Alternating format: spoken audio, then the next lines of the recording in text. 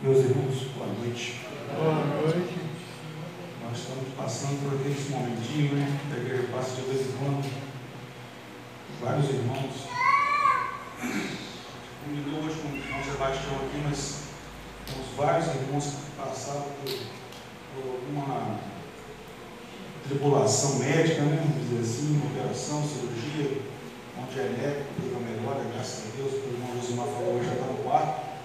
Né, pastor? A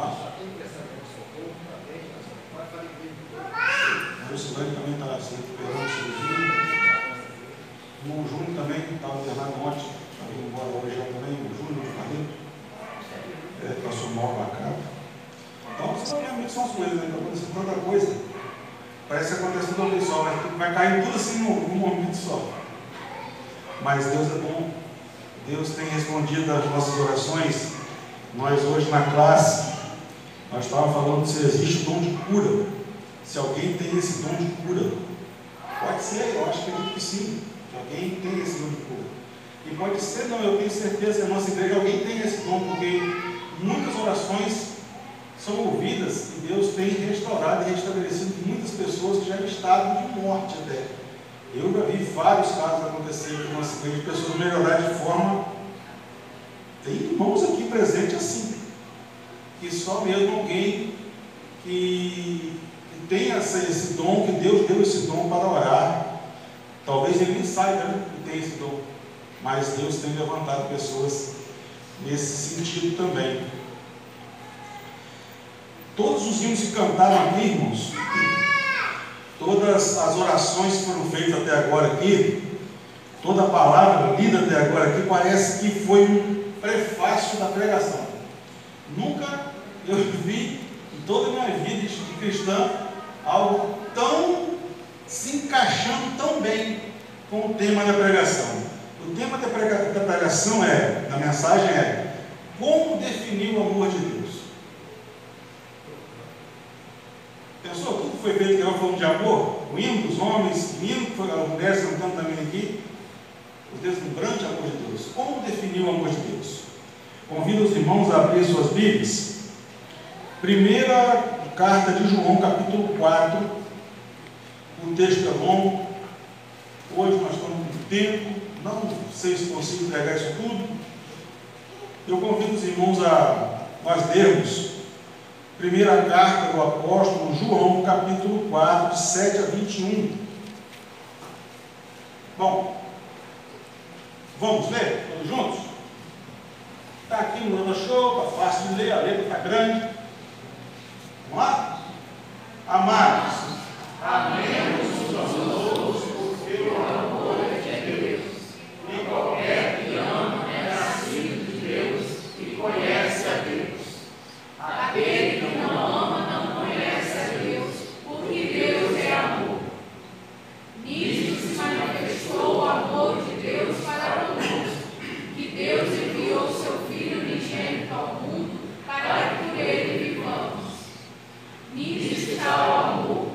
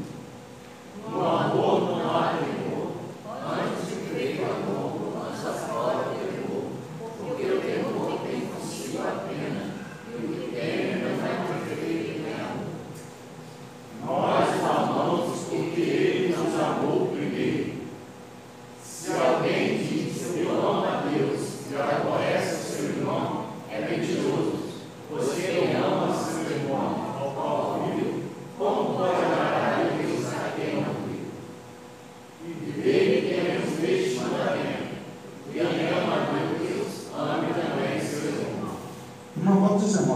Vamos ler todos juntos 19. Nós amamos porque Ele nos amou primeiro. Amém. Glória a Deus. Oremos, acompanhando a irmã Diaconisa Marista. Oramos, querido Pai, muito obrigado, Senhor, por essa noite, ó Pai, tão maravilhosa que nós estamos na Tua presença, meu Pai. Obrigado, meu Deus, por cada irmão aqui presente, ó Pai, cada visitante, que o Senhor, Deus, possa estar abençoando a vida de cada um. E neste momento o Teu Filho vai falar a Tua palavra, Senhor, e que o Senhor já colocou no Teu coração, ó Pai, para que Ele possa transmitir aos nossos corações. Cuida dele, ó Pai, tudo que for falar, ó Deus, seja pelo Espírito Santo do Senhor. Que o Senhor possa estar cada dia fortalecendo o Teu Filho, ó Pai, dando cada dia entendimento e saúde, ó Pai, para poder prosseguir na Tua seara, ó Deus. Obrigada por tudo, em nome do Teu Filho amado Jesus Cristo, hoje e sempre. Amém. Amém. Se nós fôssemos resumir em poucas palavras esse texto, nós diríamos que o dom do amor ele disse um dom de Deus que deu a nós. Se nós conseguimos amar, é porque Ele nos amou. E esse amor, ele é demonstrado através de atitudes, através de palavras, através de atos, através de testemunho. Então, e esse texto também nos chama a atenção de que como nós podemos dizer que amamos a Deus se nós não amamos a quem está próximo de nós. Mas a questão é, como definir o amor de Deus? O texto que me chamou a atenção para a mensagem foi outro. Mas esse texto aqui, ele fala bem mais densamente sobre esse amor. O texto que me chamou a atenção é João 3,16. Porque Deus amou o mundo de tal maneira que deu seu Filho unigênito para todo aquele que crê não pereça, mas tenha a vida eterna. Então eu estava pensando o seguinte: toda vez que eu vou estudar algo sobre Deus, toda vez que eu vou buscar conhecimento sobre a essência de Deus, e isso é muito tempo que eu venho fazendo isso, toda vez eu me surpreendo. Toda vez eu acho algo novo, mas não que é novo, é algo que me faz descobrir mais de Deus. E eu fico me pensando comigo mesmo: como pode um amor desse para conosco, sendo quem nós somos e quem Deus é? É interessante porque a figura que nós temos de João 3,16 qual é a figura? É de um pai que tem um único filho e ele envia esse filho para morrer por quem não merece. Essa é a figura que nós temos, assim, se nós olharmos o texto e lermos assim, por cima. É alguém que tem um filho único, unigênito, e esse ao filho único é entregue para morrer de forma vergonhosa, sem culpa nenhuma, por toda uma humanidade que não merece, e a maioria dela o rejeita. Pensa nisso, irmãos. Então esse amor é demonstrado para nós, para que nós possamos entender como funciona. Seria como qualquer um de nós que tivéssemos um único filho, e ele sem culpa alguma de nada, nós voluntariamente o entregamos para morrer, por quem não gosta da gente, por quem vai nos rejeitar, por quem vai cuspi-lo, por quem vai açoitá-lo e por quem vai matá-lo de forma vergonhosa numa cruz. Dá para entender isso como o amor de Deus? Eu digo que não, ainda não, porque a gente quando vai classificar, quando vai falar do amor divino, nós falamos daquilo que nós sentimos, nós conhecemos esse amor porque Ele nos amou. Então nós olhamos para essa figura como se fosse uma família, onde o pai entrega o filho para ser morto. Mas Deus é Espírito. Jesus, de fato, Ele faz o papel do Filho, mas Jesus é Deus. Uma explicação que Gruden dá sobre a Trindade pode não fazer o menor sentido o que ele fala, mas é interessante. Ele diz: Deus é um em três pessoas.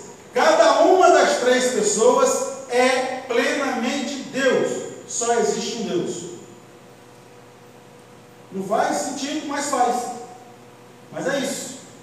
Então Deus, ele colocou esse texto bíblico, Jesus falou dessa forma, para que nós entendêssemos a dimensão desse amor. Mas, irmãos, é muito mais do que isso. É muito mais do que isso. Porque o amor de Deus, ele não é como o nosso. O amor de Deus, ele se manifesta através da misericórdia, ele se manifesta através da graça, através da sua bondade, da sua benignidade. O nosso amor é diferente. Eu posso dizer que amo meu filho, mas eu vou falhar com ele. Eu vou falhar no perdão, eu vou falhar na benignidade, eu vou falhar na bondade, eu vou falhar na graça, vou falhar em tudo isso. Porque o meu amor, ele é imperfeito, ele ainda não é perfeito. Toda mãe que ama seu filho e faz de tudo para o seu filho, ainda assim ela não consegue amar como Deus nos ama, porque uma hora ou outra nós vamos falhar. E isso é natural nosso. É natural porque o pecado está em nós. Nós temos o amor de Deus, mas o pecado também tem a sua influência sobre nós. Uma característica do amor de Deus que nós não podemos ter é que o amor de Deus se manifesta até em sua ira, que é um dos atributos de Deus. Quando Deus se ira, ele não é como nós nos iramos. Quando a gente nos iramos, o que a gente quer? A vingança. A gente quer o quê? Voltar o mal para a pessoa feita para a gente quer vingança, a gente quer o mal da pessoa. Mas quando Deus se ira, ele tem um propósito muito além. Há várias passagens na Bíblia que a gente nós vamos ver Deus irado com o homem, mas no fundo ele está demonstrando um amor para fazer algo para que aquele povo lá na frente venha a se arrepender, outras nações venham a se arrepender. Então é um amor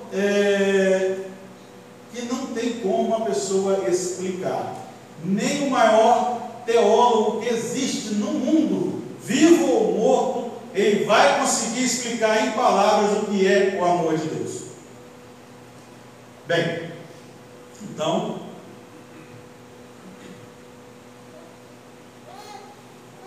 fica uma pergunta: quem é Deus? Tem um pensamento de Landis, né? E eu lembro que isso foi ensinado aqui no seminário, mas alguns professores não podiam nem falar o nome de Landis. Ele falou: você pode comprar qualquer teologia menos a de Landis. Eu falei: gente, o que tem Landis? Pastor estudou, pastor estudava, né? Pastor Batista, do início do século. Tem, né? Teologia sistemática. Olha lá. Pastor Batista, do início do século, mas ele não tinha um pensamento muito calvinista, vamos dizer assim. Ele acreditava no livre-arbítrio do homem. Aí eu fiquei pensando: que besteira. Uma coisa tão pequena. Mas Langston, ele tem uma definição de Deus interessante. Ele fala que Deus é o quê? Espírito pessoal, perfeitamente bom, que em santo amor tudo cria, sustenta e governa. Algo fugiu disso aí? Tudo ele cria, a tudo sustenta e a tudo governa. O que é tudo então? Nós, com a nossa limitação, nós vemos as estrelas, nós vemos o sol, por pouco tempo, mas nós conseguimos enxergar mais. Eu fui no celular e perguntei qual o tamanho do universo. Eu vou pregar sobre isso, eu perguntei qual o tamanho do universo no Google. Num site chamado Mundo Escola, confiável, diz que até hoje, o que foi descoberto, tem mais para descobrir, que o universo tem 93 bilhões de anos-luz de distância descoberta. Irmão, faz uma ideia comigo, uma coisa aqui. A circunferência da Terra, Israel, se eu não estou enganado, é 140 mil quilômetros. Circunferência? O Equador? Eu acho que é por aí, não é? 150 mil, 140 mil, 144 mil, acho. Mas eu acho que é 144 mil. Na velocidade da luz, leva-se menos de 2 segundos para dar uma volta, menos de meio segundo, perdão. Menos de meio segundo para dar uma volta na Terra. Tudo. Porque 300 mil quilômetros por segundo. A Terra, então, tem 140 e poucos mil quilômetros. Menos de meio segundo na velocidade da luz. Segundo a astronomia, o universo você leva 93 bilhões de anos na velocidade da luz para você chegar de um ponto ao outro. Mais longe dele. Deus criou isso tudo. A palavra de Deus diz que Deus conhece todas as estrelas e as chamas pelo nome. Segundo a astronomia, há mais estrelas no universo do que grãos de areia na Terra. Contando os desertos e as praias. Já tentou contar grão de areia, irmãos? Pegar na palma da mão e contar um grão de areia? Um por um. Segundo a ciência, há mais estrelas no universo do que grãos de areia na Terra. E, no entanto, nada está em desordem, nada é um caos, tudo perfeito e tudo se movimenta no universo. O Sol não está parado, a Terra não está parada, a galáxia não está parada, tudo se movimenta e não há choque, não há um caos, é tudo organizado. Quem criou isso tudo, irmãos? Foi Deus. É o Deus que você serve, é o Deus que eu sirvo. E é isso que me dá assombro, é saber que tudo isso é sustentado por esse Deus e Ele me ama. Ele se preocupa comigo. Ele ama a ti. Ele envia o seu Filho aqui nessa terra. Filipenses diz que Ele se esvaziou-se a si mesmo e veio como um de nós, nasceu de uma mulher e era Deus, que deixou a sua glória. E a gente fala assim, na palavra de Deus diz que Deus deixou a sua glória, mas você já imaginou que tamanho de glória é essa? Porque Ele sustenta todo o universo. Uma pergunta que nenhum cientista consegue responder, irmãos. Porque o sistema solar, a Terra, é não sei quantas mil vezes menor que o Sol. Mas o que está segurando o Sol que ele não cai? Ele está em queda livre? Não. Olha só como é que Deus trabalha e deixa na sua palavra para a gente entender as coisas. Josué, capítulo 10, versículo de 12 a 14. Stefano, coloca aí para mim. Josué, capítulo 10, versículo de 12 a 14. Olha o evento que aconteceu em Josué 10, de 12 a 14. Antigo Testamento. Quinto livro, quinto ou sexto? É sexto.